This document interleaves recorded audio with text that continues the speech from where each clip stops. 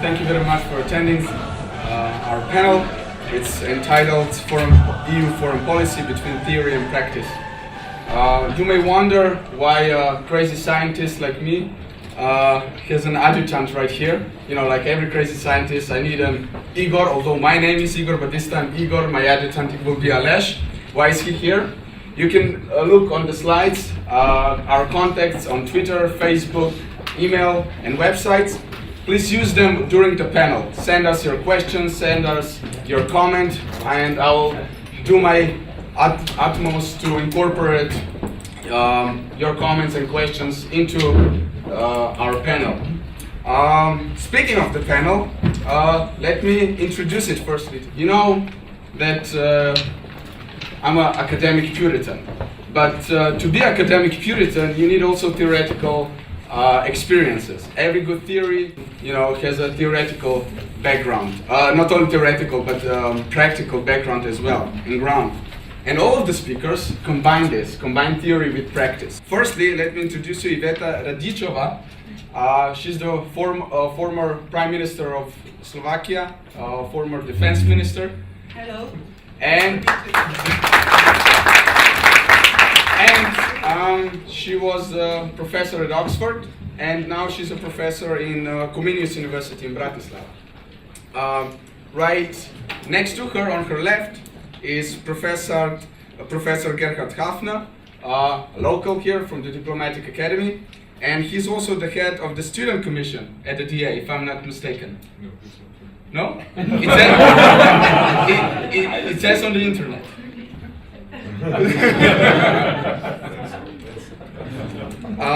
Okay. And to my right, first is Professor Boštjan Udović from University of Vienna, and right to him is Professor David CRIEKEMANS from University of Antwerp.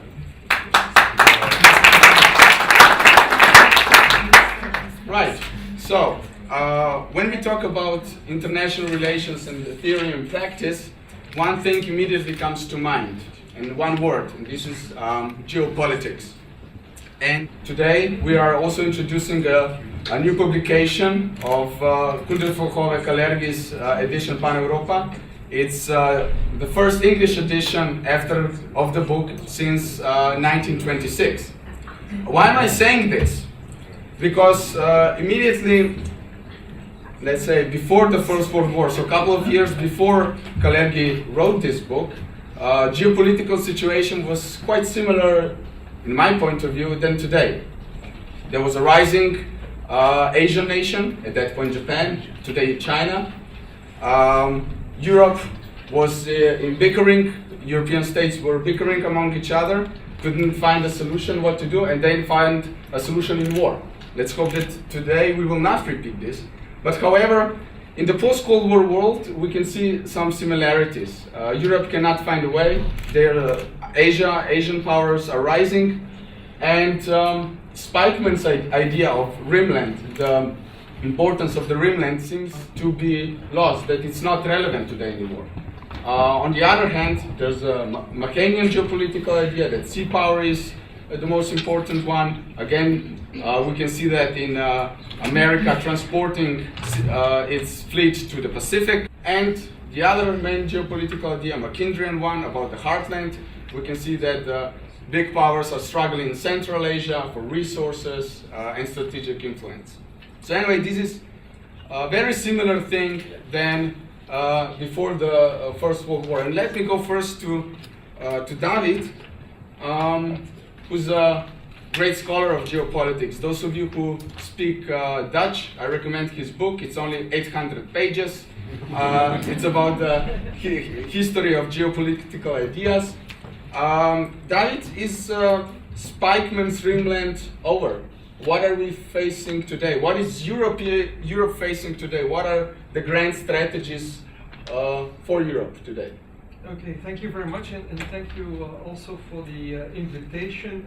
Since we are talking about geopolitics, I need some maps, of course, to structure everything. Well, first a few questions, of course. If we talk about geopolitics today, there's a quite elitist debate, you could say. Over in Brussels, I come from Belgium, so Brussels is quite nearby. It's only 30 minutes with the train from Antwerp to Brussels.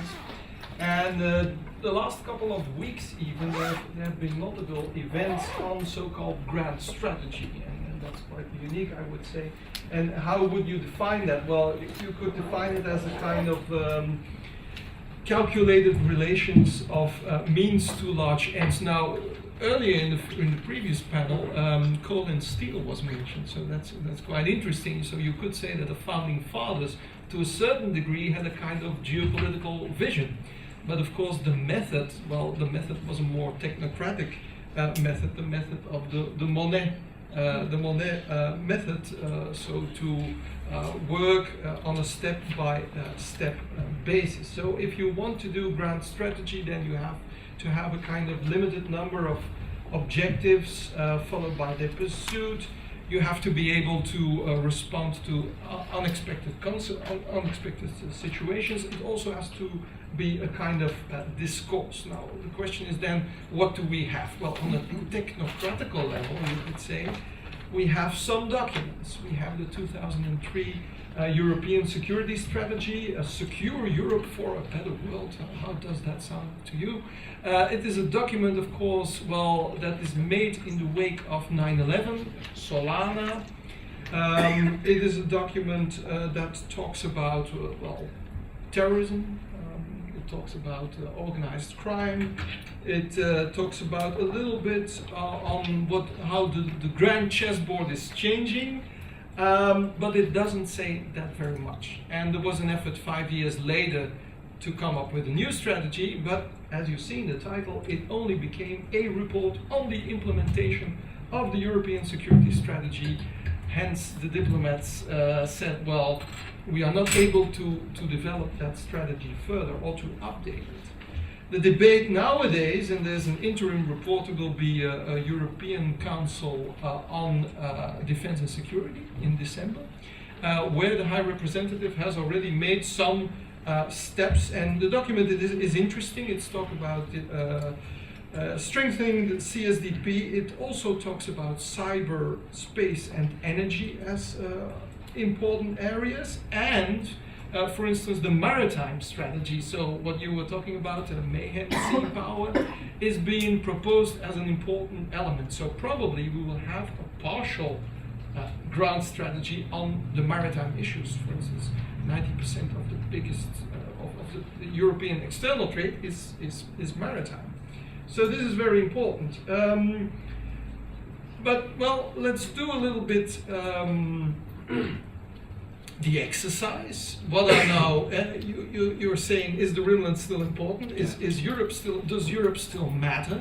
And of course, then you have to do an analysis also on what are the main challenges and what do they represent for us as Europeans.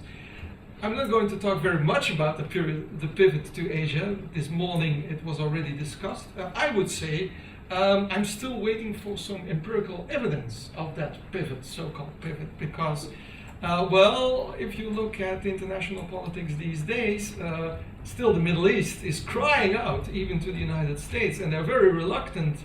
So they need to engage. This morning it was also said that, well, Europe and the US still to a large extent need each other. So indeed, strategically, the world is changing. Economically, Asian countries are more and more important, but does this mean that then the relationship shifts? Well, I'm still waiting for that. Of course, we're a bit concerned as Europeans, because if there's a pivot, the US is pivoting away from somewhere, and well, we are thinking that, okay, this might be Europe, and the consequence could also be that, for instance, we have to do more on security and defense, so that we have to take care of our own area. For instance, it is not mentioned the amount.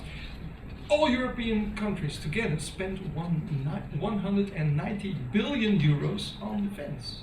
I would say, well, the taxpayer doesn't get a good return for that.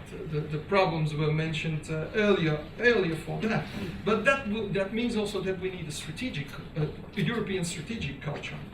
Now, I'm working mostly on energy, and there's a lot happening there. I would say energy is one of those areas where indeed we need immediately a kind of European strategic thinking. What is happening? Well, what is happening is that conventional oil and conventional gas, but that comes later, it's especially in conventional oil, that we gradually see the winding down of an era. Still, the Middle East is very much important, but more and more countries in the world are passing their peak in production of conventional oil. Does this mean we run out of oil? No, because there's new technology, and this is it. Shale oil and shale gas comes later. It's actually a combination of multiple technologies. So the drill head goes horizontal, it goes into the rock, the rock is cracked open, you use millions and millions of liters of water issues, ladies and gentlemen, water into the well, you combine that with 30 chemicals, so that's from an environmental point of view, perhaps a problem, and well, you produce that. And the United States has the technology, is developing the technology.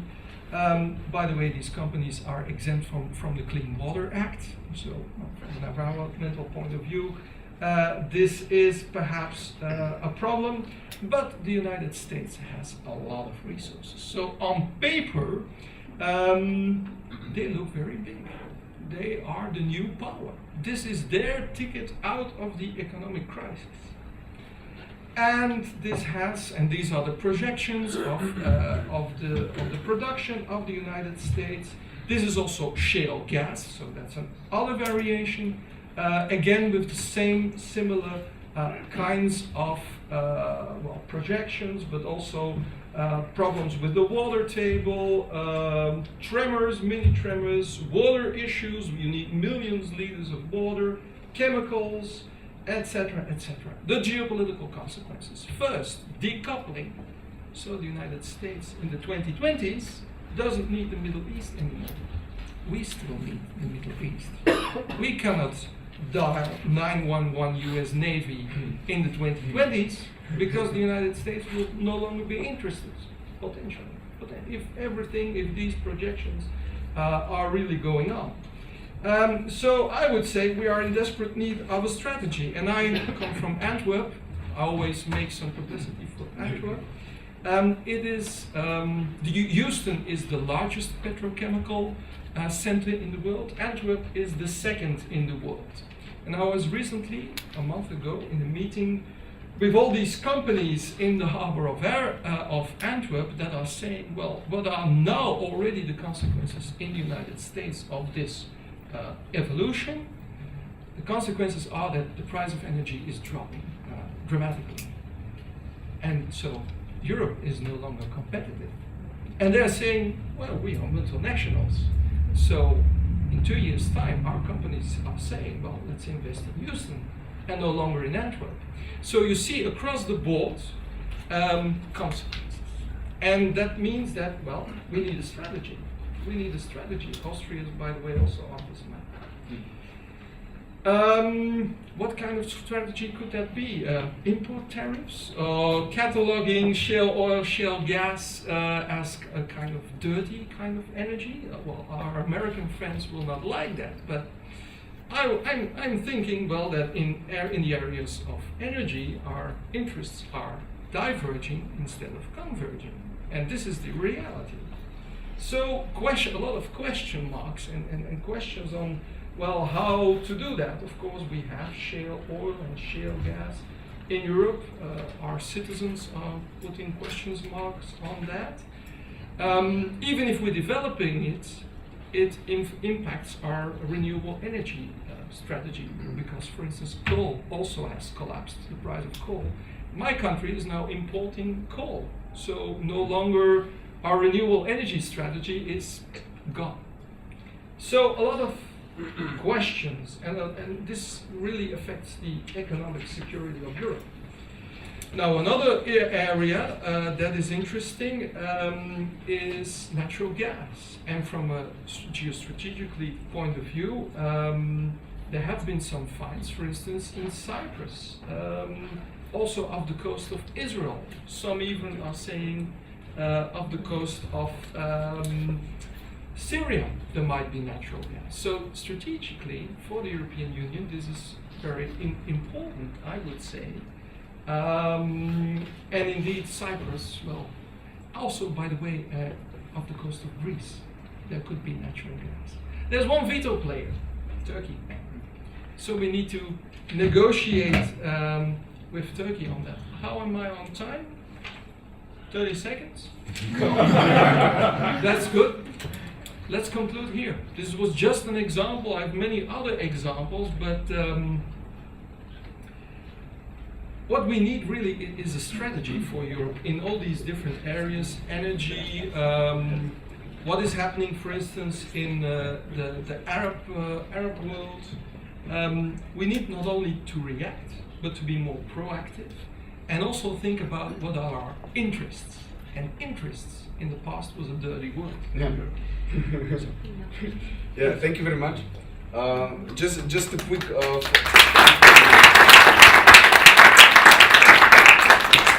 a quick follow-up, David.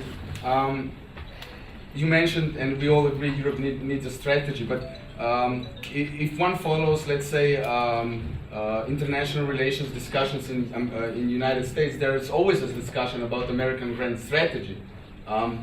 Just your quick point of view, why there's really small amount of this sort of discussion in Europe? The short answer, I would say, is that we have not really developed a European strategic culture. That's thinking in terms of European interests and what they could be, because I would say that, well, our fate is linked to one another, but well, we do not realize it, or we do not want to realize it, or we do not take out the conclusions and then put that in certain policies. For instance, I was lecturing 2 weeks ago in Brussels at the European Defense College, if you will. It's a kind of new entity. It's very interesting. It's the 28 countries, military people sitting there. And well, there you see the first exercise of thinking in European terms about what are our interests, what could be the consequences. It's a long way to go. France and Britain are the only countries that really have. Yeah, but they think about France and they think about Britain. Yes. Yeah. Okay. Thank you very much. You mentioned the 2003 document, and the author of that document was Robert Cooper, who was also lecturing here at the Diplomatic Academy, and I had the privilege to meet him, and he was really straightforward. He was really critical about the newly formed External Action Service. And you know, as a former employee of that institution, was really interesting to hear how critical is he about that.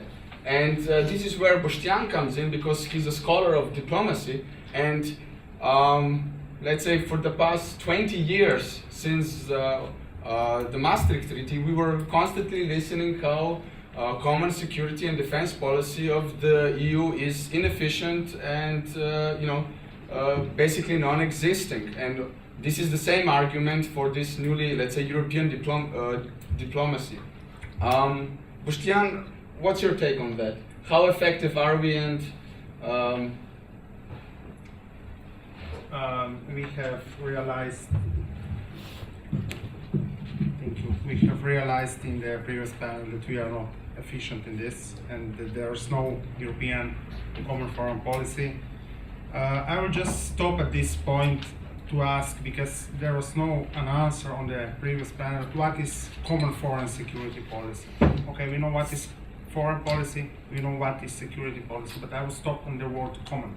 What is common? We are today discussing the positioning of European for citizens, And if you would like to have some commonalities, we have to explain what is common. And this is especially important when we are discussing this in the foreign and security policy. You cannot establish the efficiency of the European Action Service or European External Action Service without explaining this common. So my key point is how to define this common. Which are the commonalities of the 28 states? Can we, as 28 states in the European Union, reach an agreement on the common issues that should be protected in this policy? Because, you know, when you are establishing an external representation, this external representation has to have a focus. And I totally agree. Now, this representation is very well done, is perfect in the consular protection. How about the diplomacy? Because let's make a step back. European, okay, this is the common. External, why not foreign? Action, what is this action? So you have an action and you have a reaction and service. So why not European diplomacy? This is the key question. If you ask me about the efficiency, the effectiveness of this, it is hard to provide an assessment of the effectiveness of the common foreign security policy of the European External Action Service if you do not have what is the measure. And the measure is the common. We are now returning back. So we have to set the values. So which are the European values in this point? The European values, okay, let's live in peace, prosperity. Prosperity is part of the economic, not political part. Okay, let's go on. So democratization, okay, this is sort of politics, but not foreign policy. So these are the key questions. And the another point where we have to mitigate is how this efficiency can be measured. I was asking 2 days ago, before coming to Vienna, my colleague that is working at the Faculty of Engineering, can you say me some advantages of Brussels? Not Brussels as a city, but Brussels as a European institution. And he said, yes, no. There are no advantages. And then he was born in 78, and he replied to me, Christian, do you remember at the end of 80s when in our village a road was to be formed, a new road was to be built, and we said, because the plan was abandoned, and we said, oh, that's the course of Belgrade. So everything goes to Belgrade, so we cannot build this road. So there's a problem. There's a problem with Brussels today. Oh, this Brussels, there is a Brussels, they are saying something that, and you cannot establish a foreign policy. If you're going to compare a foreign policy of Austria, because we are here in Austria, of Slovenia, of Croatia, of Slovakia, of Czech Republic, Poland, and other 28 states, and the so-called foreign policy of the European Union, which are the commonalities? What is the common part? And I remember the public debate in Slovenia when the first ambassadors of this new External Action Service were appointed. The debate was why Slovenia is not in the first round. And the debate was, are we going to be in the second round? So this is the perception. The posts, not what should this Economic Action Service do for us, for Slovenians, for Croatians, for Austrians, Italians, and so on. So, and coming back to the efficiency, it is easy to say that this service is inefficient because we don't know what this service, as it was pointed in the previous panel, we don't know what this service is doing. It was pointed out, I think, by Mr. Busek, if I remember correctly, that Catherine Ashton is reluctant to give some statements.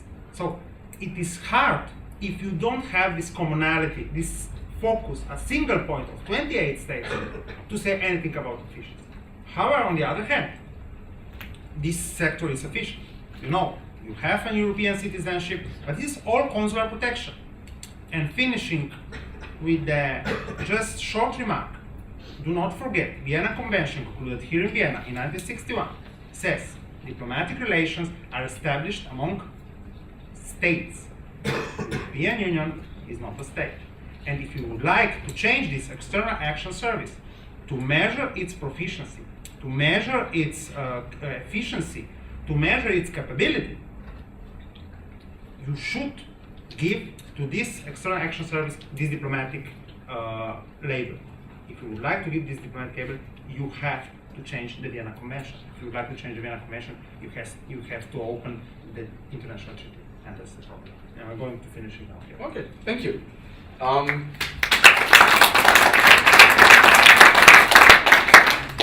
To put a rather theoretical comment, I didn't expect that you two would be such realists, because both of you, what you argued is that classical realists always say foreign policy is only continuation of internal policy, and you both focus really on the internal European issue.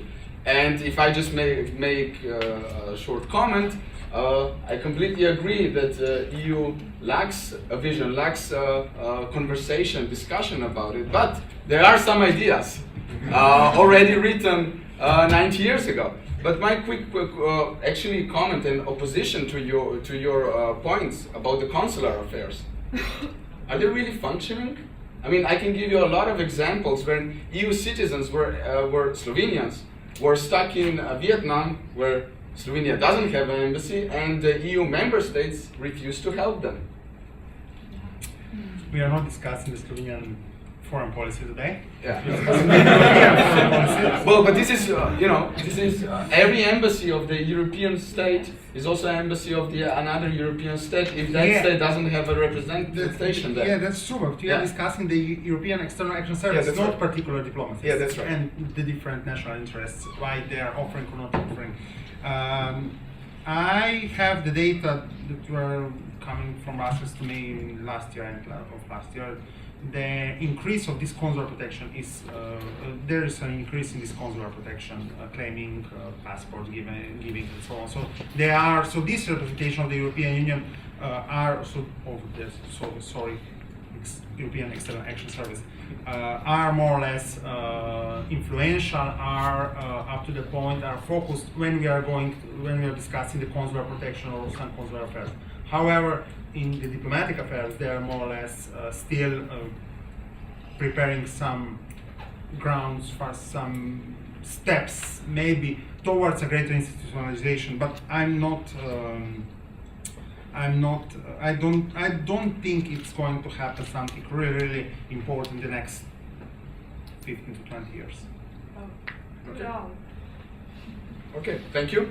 Now, both of you mentioned this problem with common, and I'm really glad on the panel is someone that was trying her utmost to reach this common.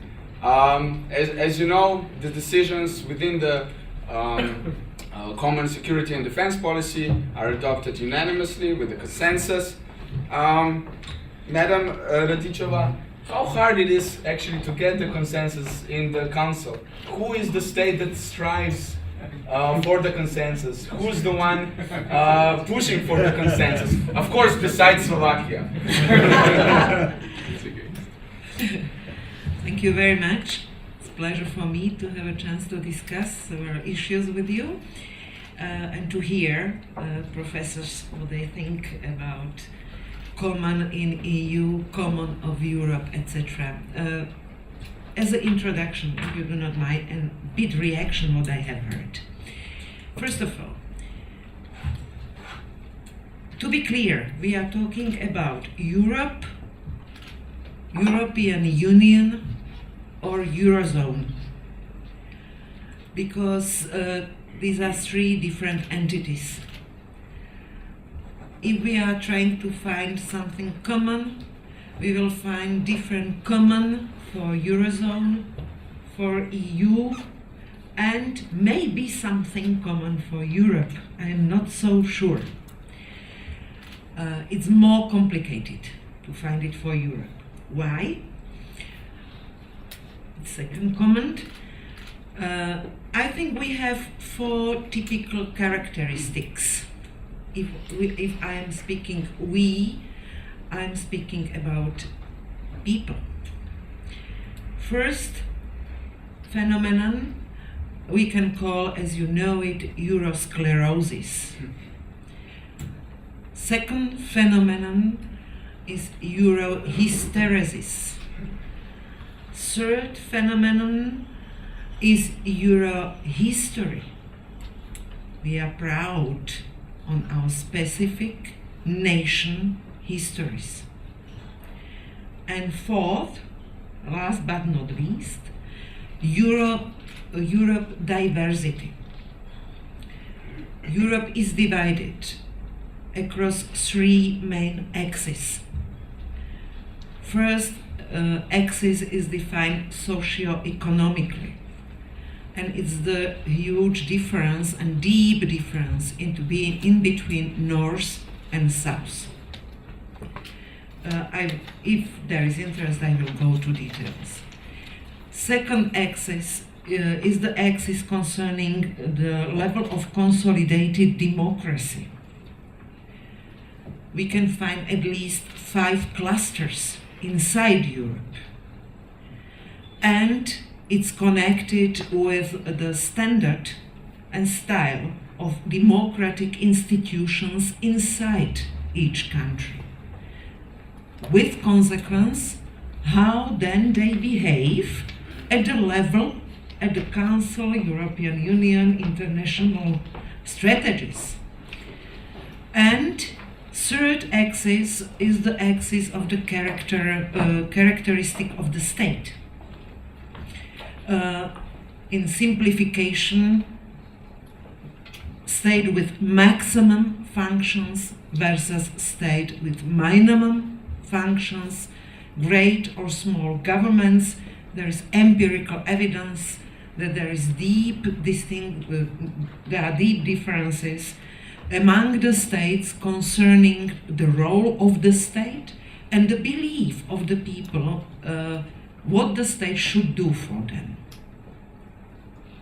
We can see it as the results of elections in each country. Third comment is Europe, European Union, Eurozone, competitive body in relation to Asia, Japan, United States, etc. Eurozone, concerning the number of inhabitants, is the same as United States of America. EU is 500 million, so it's bigger. Europe is 700 million, it's much bigger, but when we compare the force of EU, European Union, then we have to conclude lower productivity in EU in comparison with United States, very bad industrial structure, very bad. If in 70s 2/3 of industry were services, now at present it's 3/4 based on services. It's absolutely impossible to compete with this kind of structure of industry and economy. Absolutely impossible. If we have a look, Europe lost the jobs in primary and secondary sectors, and the new jobs are only in the sphere of services. How you can compete? 74 million jobs are jobs in the sector of financial services. Come on. And when we are with financial services, we have one word in Slovak language, I cannot use it. Where we are. So, such amount of jobs without any chance to compete in this sphere, and the result is deep crisis, mainly in financial sector. So really something is wrong, not only in Denmark. Please give me a floor briefly to show the decision-making process at the Council concerning these deep crises. All these facts we knew all the time. So what the relevant institutions have done as a reaction, really briefly. I will try to be very quick. We know impulse for the crisis, United States of America. Low interest rate mortgages, high risk low income groups with impact on high risk low income groups of population. Rising interest rates. Reason, gap between financial markets and services and industrial bases. More general, reason, gap in between political promises. Nobody can promise what politician is able to promise. Versus capacity of economy and productivity. European reaction. What we have done. Crisis was on the table. It was clear that there is deep problem. European economy without significant impact in the first wave of the financial crisis in fall 2007. Nothing. We behaved that nothing is going on. No problem. However, the reputation of financial institutions, their products and rating agencies suffered. EC, Commission, started to criticize careless investment practices, bad liquidity management, and irresponsible lending. No major protection measures were taken since commissioners were divided on the need for greater market transparency. There was no common will. World Bank warned, come on, especially new member states are in danger because of the deficits.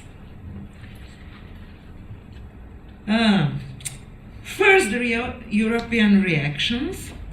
I'm talking still all the time on EU to understand each other. Yeah. First impact in Eurozone in first quarter 2008, slowdown of global economy. At the beginning of 2008, highest EU inflation in last 14 years.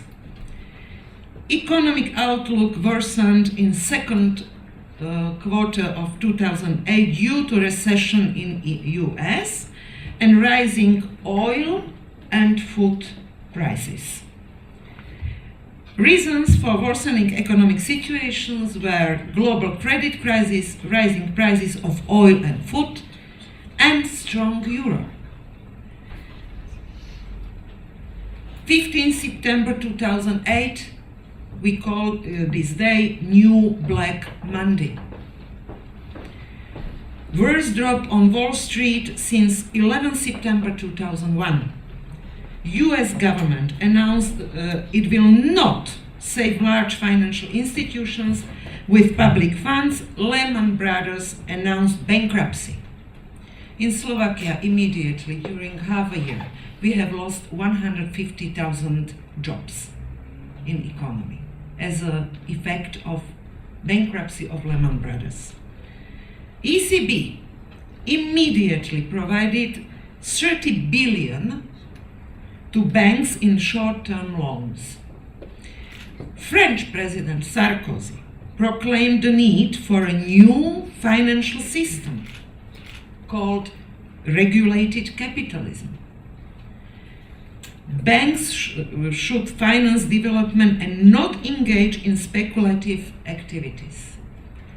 EU in technical recession. situation on financial markets started to negatively impact European industry. Next steps, deepening of crisis. October 2008, EU started with careful crisis plan. Autumn 2008, plan. Higher capital reserves for banks. This was the plan. Strong economies. France, Denmark, United Kingdom, Italy refused coordinated Europe-wide recovery package. They refused.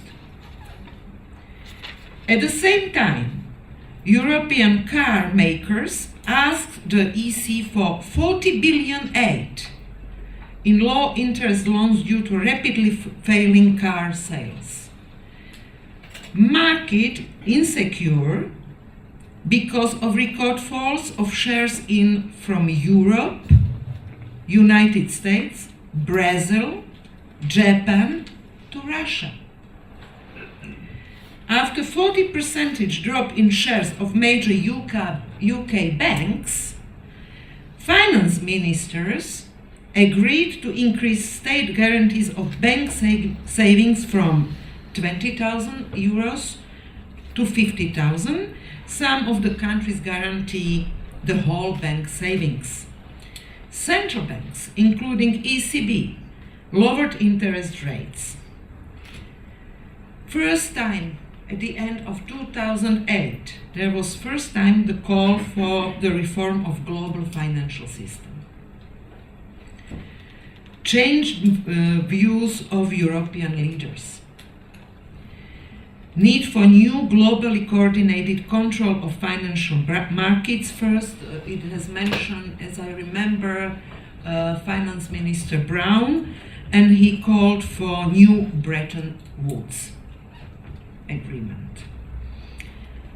In the time, Hungary, first casualty of crisis, they asked EC for 12 billion loan. First talks of EU stimulus package to overcome crisis. And then you remember it, maybe, what have happened. During 2 years, 19 formal and informal summits of prime ministers. Creation of temporary and permanent financial mechanism with higher and higher and higher loans and budget. On 26 November 2008, EC published its economic recovery plan of 200 billion euros. With participation of all member states at 1.5% GDP. This sentence and decision meant altogether several nights, discussions, and openly deep quarreling.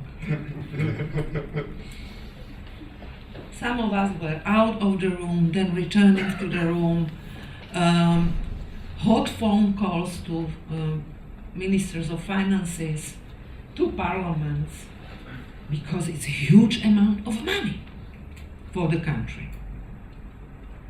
On one side, there was decision to decrease deficits.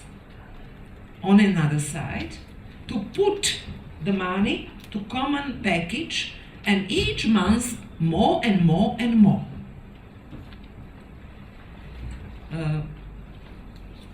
This 200 billion stimulus package divided leaders, terribly divided leaders of the EU, on those who really unwilling to take unified measures. Why the same measures for each country? It's true that among 28 countries, 21 didn't fulfill Maastricht criteria. I think then there is a question why we have them. For whom? 21 countries. Either both the level of debt and deficits, or one of them. So, normally, in that time, we were together 27, so 6 countries asked the others, so come on, what are you doing? We are behaving according to criteria, what do you want from us? Bulgarian Prime Minister, what I can say to my citizens? I have deficit under the 3%, I have debt under the 30%, so what I will tell them? That you are in poverty because we are fulfilling agreed criteria, but now we have to be solidar with those who didn't fulfill criteria. What kind of solidarity we are talking about? With whom? And I will leave other steps for discussion, but what is necessary to say at the end?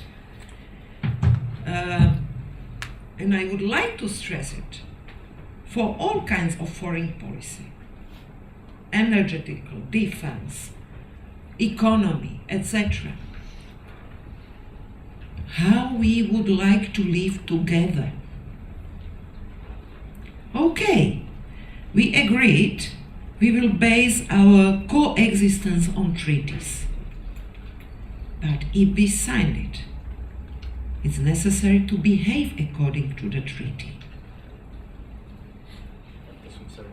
Look at the last treaty, Lisbon.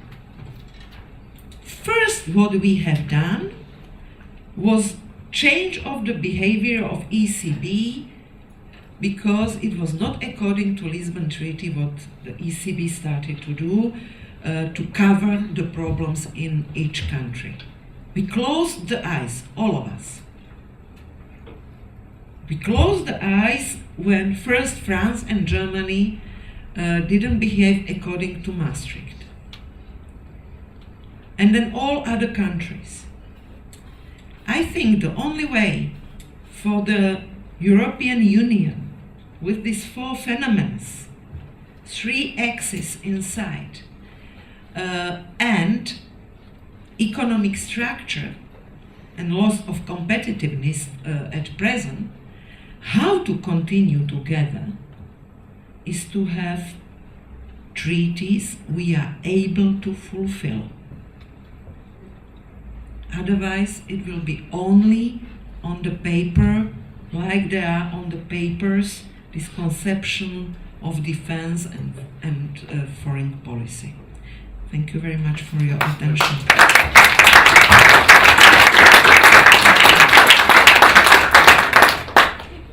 Thank you very much. I think that was your last point. I think that was great, because you pointed to the problem of the solidarity, which is in the core of the European idea, of the pan-European idea. But another comment comes from David, if I'm not mistaken. Yeah, very quickly. I'm sorry.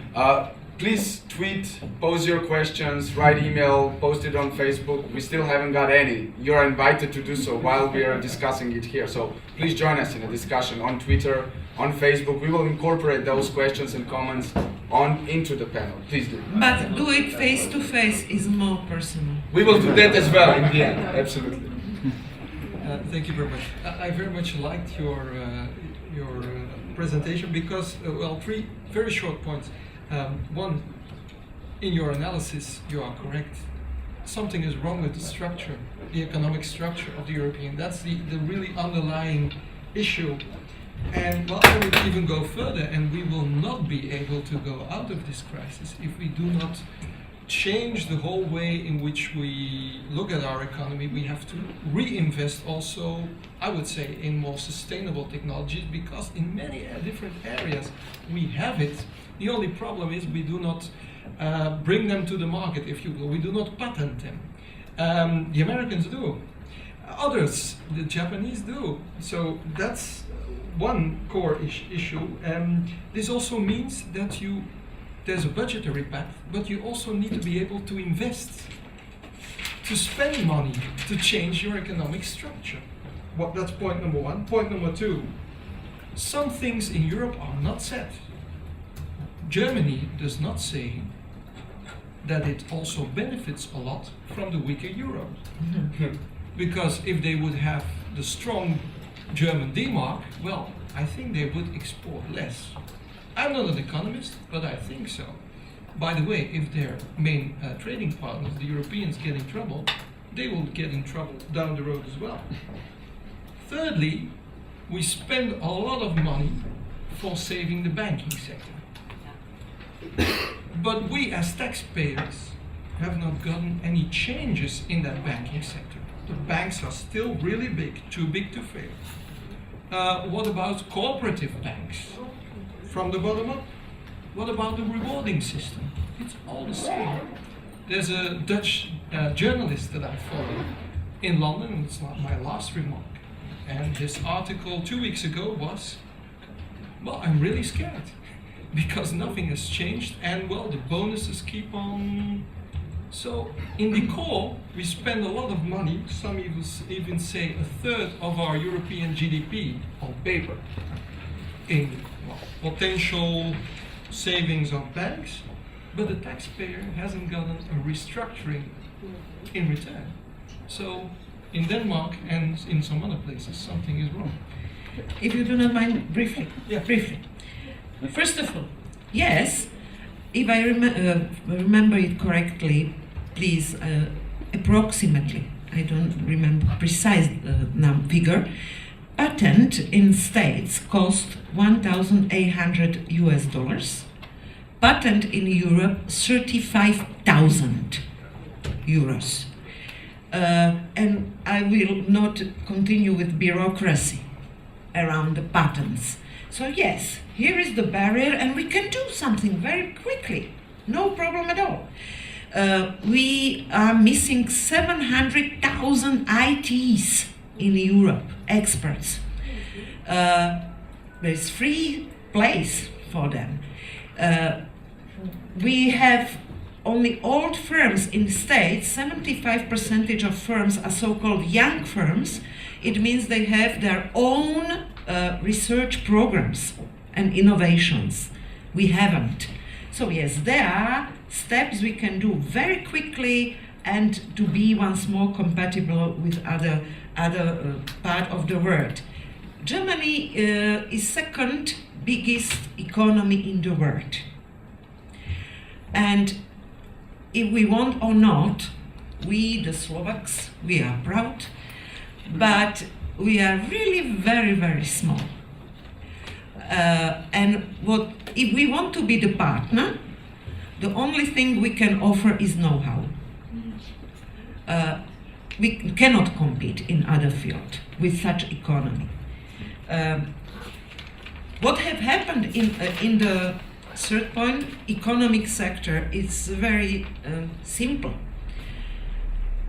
Financial institutions plus banks plus insurance companies created one entity. They put themselves together.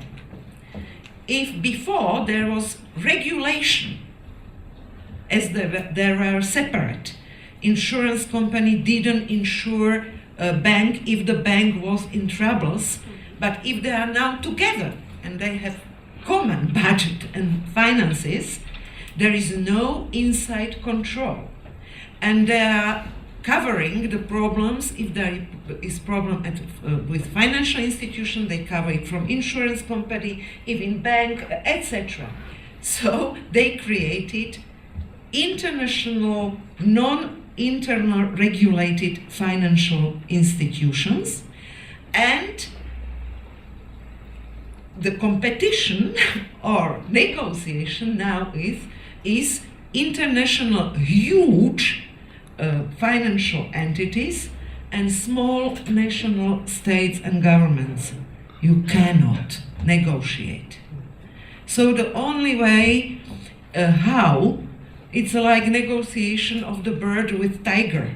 Come on, it's impossible. we are flying and trying to do something with these institutions. No, we have to be the tiger, to have a chance and to be equal partner. That's why such institution created at the level of Eurozone or EU are the only way how to have new balance in financial sector and for negotiation for economy. Otherwise, all the time, in the evening we have agreed we increase financial mechanism by I don't know how many billions. I have never have imagination about such amount of money, as whole Slovak Republic budget is 15 billion. So for 200 billion, come on, whoa, give it to me. But I was sure, we agreed at 3 in the morning that the first title immediately will be, this is not enough. Sure, this is not enough, as each state, as I have mentioned, 21 states were in problems. The only way what they could do is the loan. From whom? From them. So come on, if we will give you more loans. Sure, the reaction was on another day, it's not enough. And to be more dependent on them, the only solution was to say one day, stop. No more loans, not higher deficits, no higher debts. And those countries which did this decision are now with one part of the nose yes, under the water, up to the water. But yes, because still we are somewhere in dangerous waters. Yes. Yeah. Okay, well, I know Boštjan will have something to say about economy and economic diplomacy, but I really don't want to ignore the fourth speaker because he's an excellent scholar and excellent expert on the EU topics. So no. Regarding the economy, I think it's appropriate to ask you about moral hazard and pacta sunt servanda. Madam former Prime Minister, she spoke about how treaties were changed, how decisions were changed, although the agreement was that things the Maastricht criteria were set and so on. Is there any way that legally a legal part of the EU can prevent, let's say, the politicians of the EU to change these arrangements from day to day? Yeah. Thank you very much. First of all, I have to also to state that I'm professor of international law and European law at Vienna and Ratislava, but that I worked in the foreign ministry in practice. I had twice the possibility to act as the presidency of the European Union in international negotiations, so I draw my answer to this from the practice and not so much from the theory. Of course, I can be insofar very short, as I also share the pessimistic approach of Vice Chancellor Buzek expressed this morning, because in my view he's very, very true, and if I see what is happening today in the foreign policy of the European Union, it is more or less a mess. And this is due to the behavior of certain states. And what in my view is also important, that no state can escape its own history. And the history accompanies the policy of the states. And so if you go back to the history of the European states, we see how divergent the foreign policy interests were in the 17th, in the 19th century, in the 18th century, in the 20th century. And so it is not surprising that there is almost no common policy in the foreign policy of the European Union. And if you come now to your question, how nevertheless to come to a common foreign policy and whether there are legal means for this, first of all, There are not that much legal means, but there are political means, and I emphasize very much the program of Erasmus, because when we elaborated the contract with the University of Louvain-la-Neuve and French universities, what we expressed in this contract is first that this Erasmus program should build an esprit européen among the students, a European spirit. That means the nationalism of the 18th century must be transposed by the youth to Europe and not to the States. And this is at the moment the problem. If I go to the foreign policy decisions in the European Union, what I see is blank nationalism. The national interests have the priority. And so also this applies also to the issue of military might in the European Union. There was today the question of how can we assess the military power of the European Union. The funny thing is we have to distinguish very clearly for which purpose. One is the purpose for peacekeeping operations or Petersberg tasks, and the other is the purpose of the common defense. And if you have a look at the treaty concerning the common defense, you see that the common defense of the European Union is only subsidiary. First is the national policy, security policy, and NATO. And only then is there common defense of the European Union, Article 42, paragraph 7. So that means, and then, what we have also to take on, you said we should stick, and you said also we should stick to the treaties, the Lisbon Treaty. Let's have a look at it. What does it say concerning foreign policy? With the declaration of number 13 and 14, I think 14 is it also, concerning the foreign policy and the CSDP and the common security and defense policy. There it is stated that the CFSP does not affect the responsibility of the member state as they currently exist for the formulation and conduct of their foreign policy, nor of their national representation in third countries and international organizations. This clearly reflects the position, the present situations of the EU. We have a certain endeavor to come to a common foreign policy, but we have at the same time this declaration that the states want to keep the national foreign policy. And there was today mentioned also this policy of Sarkozy concerning the Mediterranean. What was done at that time?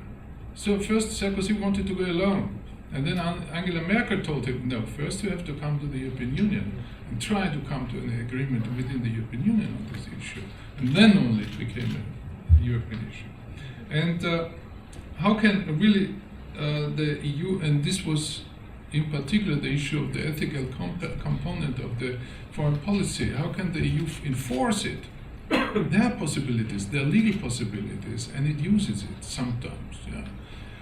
And that is the funny thing, that is not very much in the public known.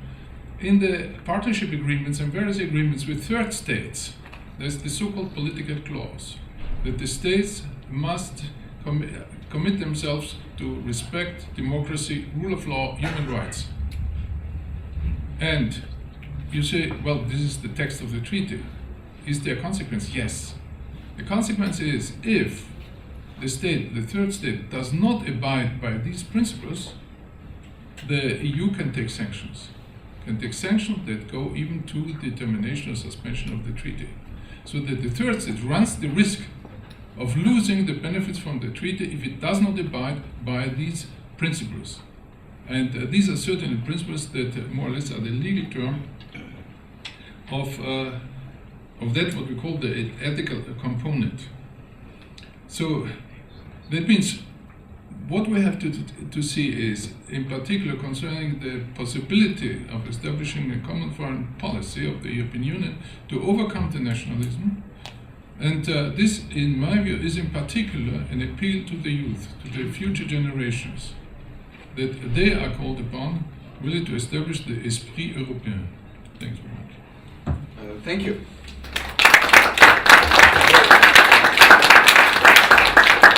You mentioned the military, and there were quite some concepts in the 90s developed, or even earlier, about EU as a civil power and EU as a normative power. And I think here comes in line a question from Stefan Richter, who asks, is even possible to have, let's say, a stronger EU in the world without further integrating it? And I'm posing that to you. So if, let's say, if it is not possible to have a, let's say, European Federation, should EU then stick to be the civil power, the normative power of the world?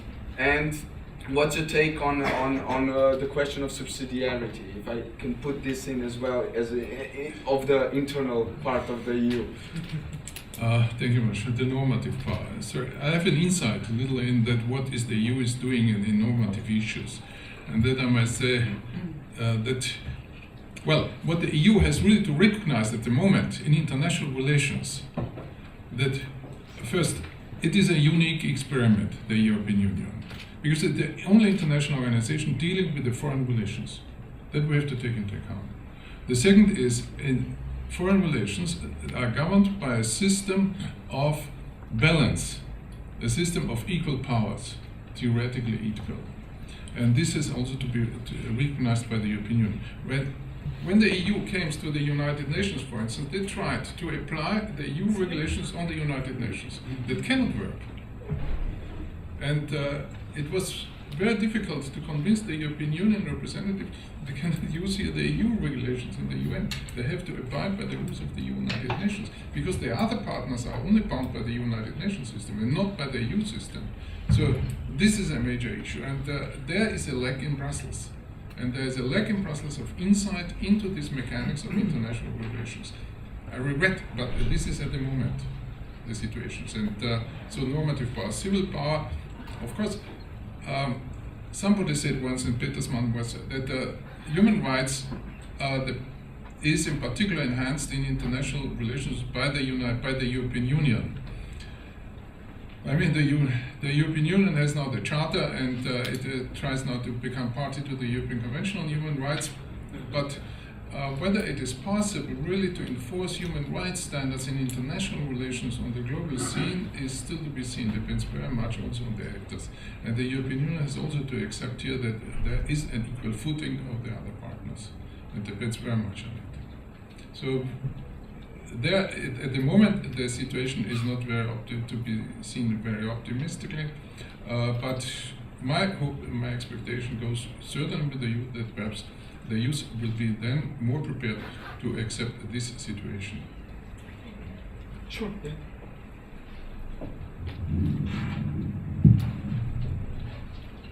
In the question there is deep rationality. But what does it mean concretely? At present, 28 countries from 36 plus 7 dependent territories. So the first question is enlargement and criterions for enlargement. Second thing, okay, then there is budget. At present, at the European Union level, it's only 1% of overall GDP. So what more power or integration for 1% of our budgets? It has no sense. Either this common budget is higher, then it has sense, or if it's not, then there is no need for more concentration or more integration, because 99% are on national levels. And last but not least, when European Union received the Nobel Prize, yes, there were also such reactions, but I think that it was okay. And I will point Mr. Habermas. As I am liberal, I can't point left-oriented scientists. And he said and mentioned that from his point of view there are at least 3 major reasons to give the Nobel Prize for EU. First, because of the peace among these 28 countries. Not in Europe, please, but at the level of European Union. Second, because of human rights and democracy. because I'm sure that without acquis communautaire, without these regulations in many countries, we are very far from the level of human rights guarantees like they are at the level of EU. And last but not least, welfare state. Support and guarantee of social solidarity inside countries and among countries. And these three features are the reasons for Nobel Prize for EU, and I fully agree. I fully agree. And if it's nothing more, then we keep these three features, then this kind of institution really has a sense. And to ask for further integration at the time of crisis, I have really strong fear. It's not good to try to find new partner during the divorce or crisis.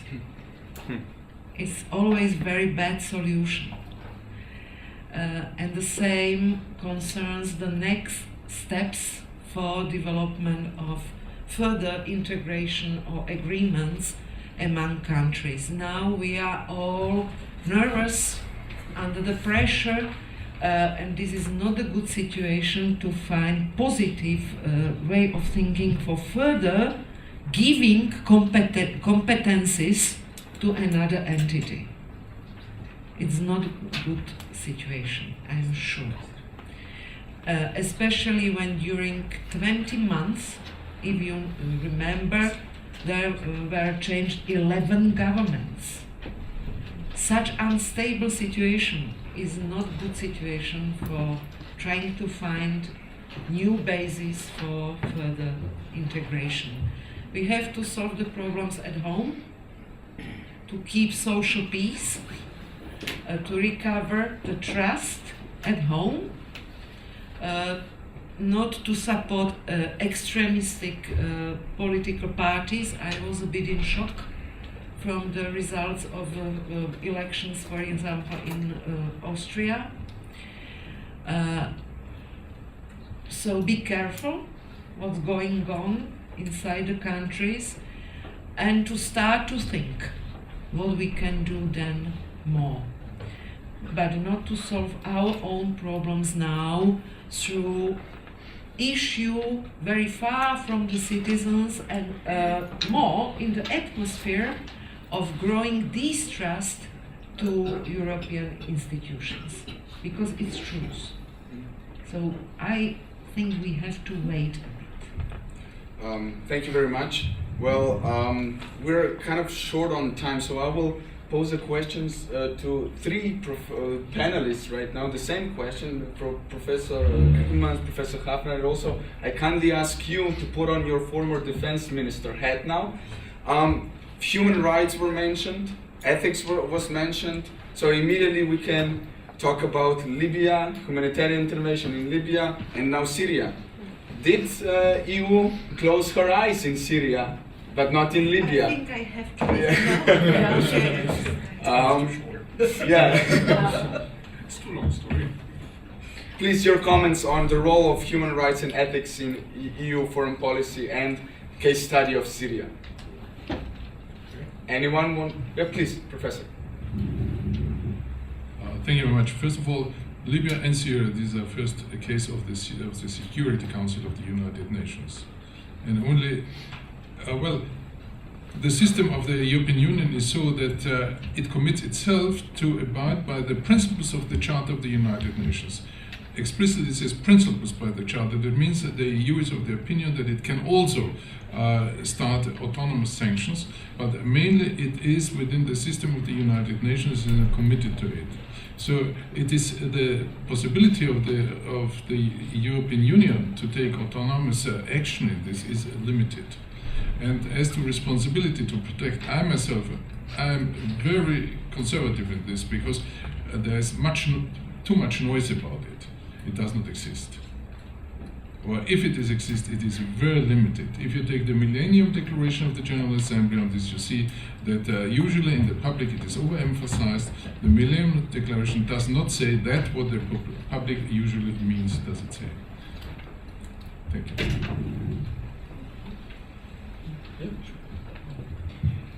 A few remarks. Mostly the Syria crisis. Were the European institutions involved? Not really. It was mainly a national issue. The UK, France, but in the UK, democracy intervened, I would say, with a vote in the House of Commons. In France, well, I'm having difficulty to catalog it. Was it a matter of prestige? I don't know. It's the former colonizer, by the way. But did France have enough assets to make a difference in Syria? I think that most European countries said it has to be in some kind of UN framework, and that's why they said indeed within the UN Security Council, or most European countries said, let's do it in the UN Security Council. Although many countries also followed the statement by the US President, Assad must go. I think that was not a very clever position to take. It's our red line, if you will.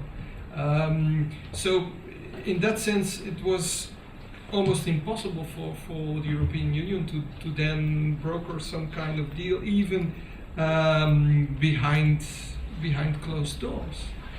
Because I think that still, and this still is important today, what the key lies with the Alawites. So this is the ethnic group of Assad. They will fight to the last man if they think that indeed in a new Syria the Sunnis will dominate, because, well, the history is the history that they were always pushed aside. So they're a minority which has, Father Assad has created an alliance with other minorities to establish his or her position.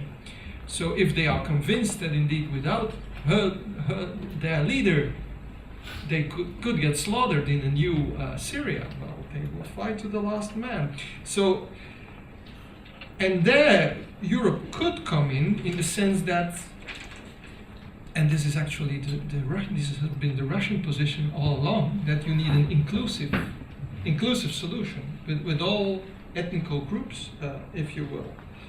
And then some last points on the rebels, the so-called rebels, the freedom fighters, ladies and gentlemen, the Syrian National Council, which is also a creation, by the way.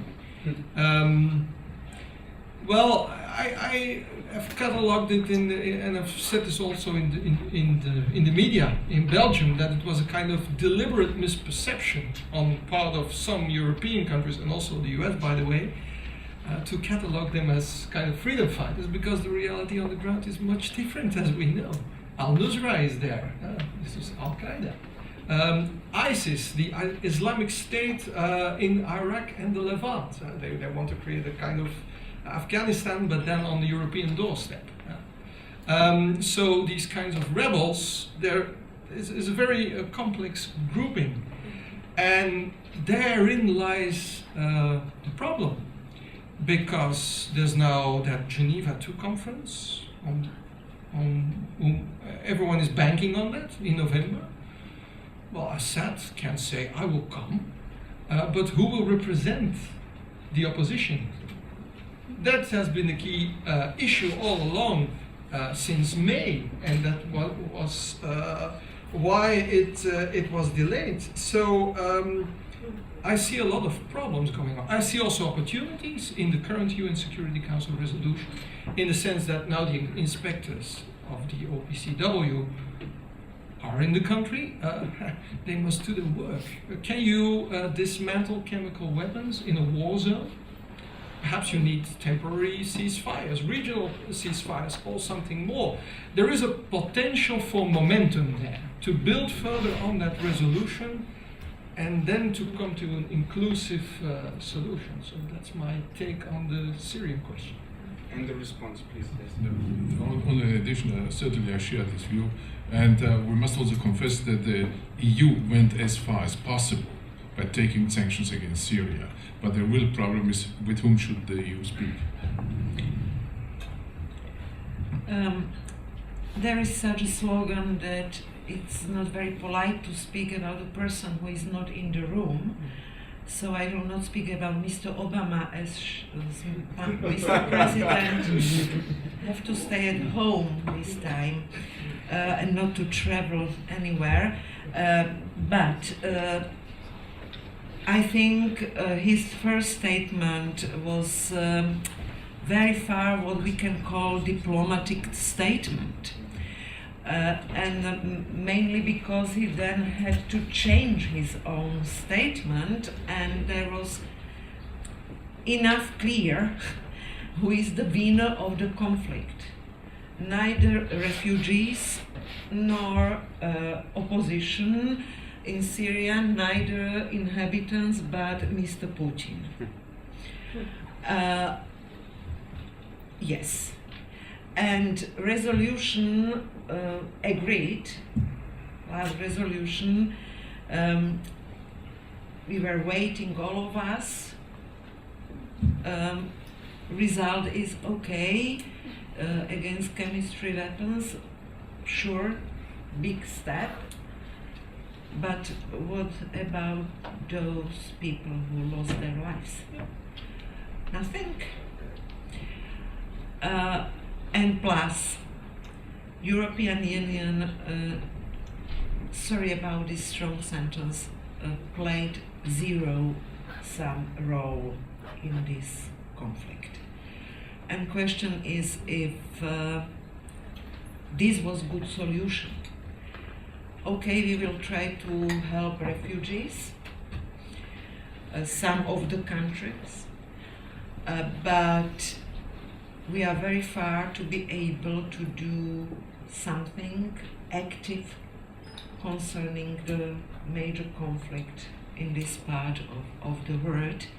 And it was very clear how the division of labor concerning foreign policy and defense policy is divided at present in the world. It was a very clear example of division of power. Thank you. Well, we are approaching the end of this panel. You were not that active with Twitter, Facebook, or email, so you will have opportunity now to pose some questions. But while you are thinking about which question you will pose, we were ignoring Boštjan for far too long, right? No, it's okay. Boštjan, your speciality is economic diplomacy. We know that economic power factor is, after the end of the Cold War, the most important one. If you don't have the money, you cannot buy or make chemical nuclear weapons, and so on. Boštjan, how do you see, is there a possibility of development of let's say, sector within external action service for economic diplomacy or economic foreign action service of the EU? Thank you for the question. I will just give a short remark on this economic diplomacy of the European Union. One of the ideas is to leave the economic diplomacy to the central bankers and to the bank, and we have seen in 2008 what happened, so do not leave anything to central bankers, especially to the ECB, even though it's stationed in Frankfurt. I think we have this external action service. It is, as I have already explained, its main focus is on trade. So it is, but it's just partially connected with the foreign and security policy. So we have two-tier so-called diplomacy. We have political one, which is a little bit less developed, and the economic one, which is developing from the 50s since today. So we have this two-tier diplomacy, and the economic diplomacy is quite well developed within the European Union. I would like just, maybe it was already exposed by my colleagues here, that Europe, it is necessary for Europe, if Europe wants to survive, it is necessary to change the attitude.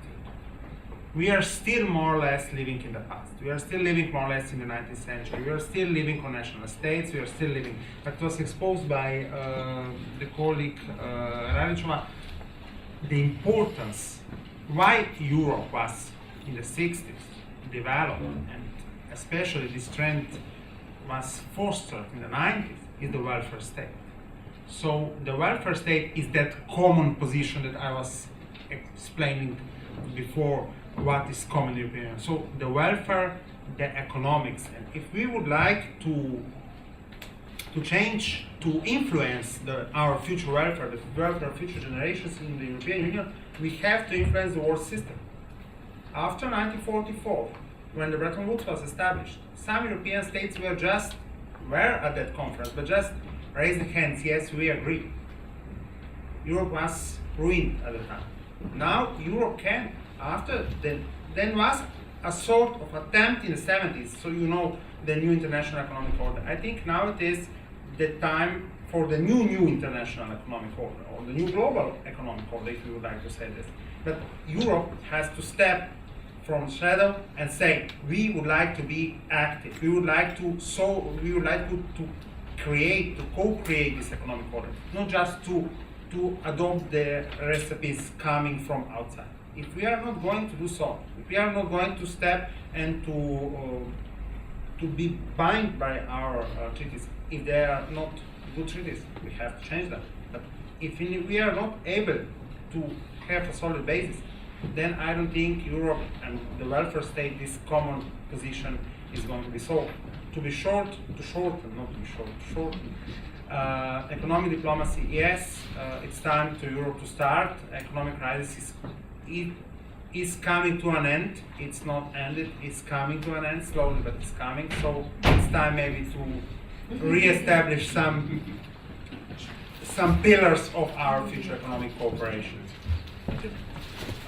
Thank you. We will take 3 questions. Please raise your hand and Tomasz will give you the floor, please. First question, when you stand up, please state your name, organization you're coming from. Adam Sobesta from the Paneuropean Union, Slovakia. Basically just a very brief question.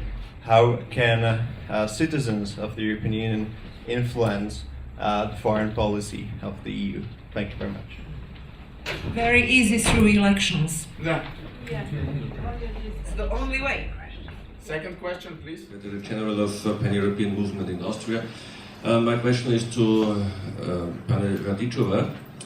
What you said here was the opposite of what you did as Prime Minister. You criticized that we closed the eyes, that we broke the law, that we opened the box of Pandora. You had it in your hand as Prime Minister. I do not understand why you didn't stop that. It's fine to be Prime Minister and to understand what is really your power. What kind of competence you have and whom you represent. So what I did was the representation of the interest of Slovak Republic. And the representation of the interest of Slovak Republic was to be the part of Eurozone and to be the part of EU. Equal partner. It is the only way for Slovakia in our economic circumstances, when we are 80% open economy, when we have 100,000 working places from Germany, etc., etc., etc. So the only priority I ever have had was the priority to keep Slovakia as equal partner of Eurozone and EU. And second, I did what I am talking about here all the time, together with the loss of my position in the government. I did it. It was very high sacrifice, but I was sure it was the only right decision in that moment for Slovak Republic and for their citizens. And if you remember it, when there was a Greece loan, cash, the only country said no was Slovakia. And sorry, it was me. But then you Secondly- changed your mind after your visit to Berlin. Sorry? After your visit to Berlin, you changed your mind. It's not true. It's not true. You are lying. No. But yes, why you doing this? Slovak government, as a continuity of former Prime Minister Mr. Fico, who has signed and agreed financial mechanism, not me. We had it on the table, already agreed. So what my government has done was that we created 3 conditions. First condition was involvement of private sector. Second was changes in the Pact of Stability. And third was, yes, system of sanctions. These 3 conditions were Slovak conditions from August 2010. And now, as you know, later they were the part of a financial mechanism. It was not me who agreed it, but it was already agreed by Slovak Republic. The only way we have done was agreement at National Parliament in August 2010. And as you know, it was agreed by all political parties in the National Parliament, all of them, by 143 deputies out of 150. I had only respect to this decision. Will you add something also to the first question? I answered. Yeah. There is no other way. Okay. Professor Hafner, would you like to make a closing statement or answer the question or any remarks? I can only answer the same as my distinguished neighbor did. So, I mean, the problem in the EU on the foreign policies, and this was not stressed here, is the problem between the Commission and the Council. We see it on the daily basis, and this is trade is an issue of the Commission, and the other foreign policies of the Council. So, and the Parliament is out of it, more or less. It can control it to a certain extent. It can make some initiatives, but it has no decisive power in this respect. So this is the problem.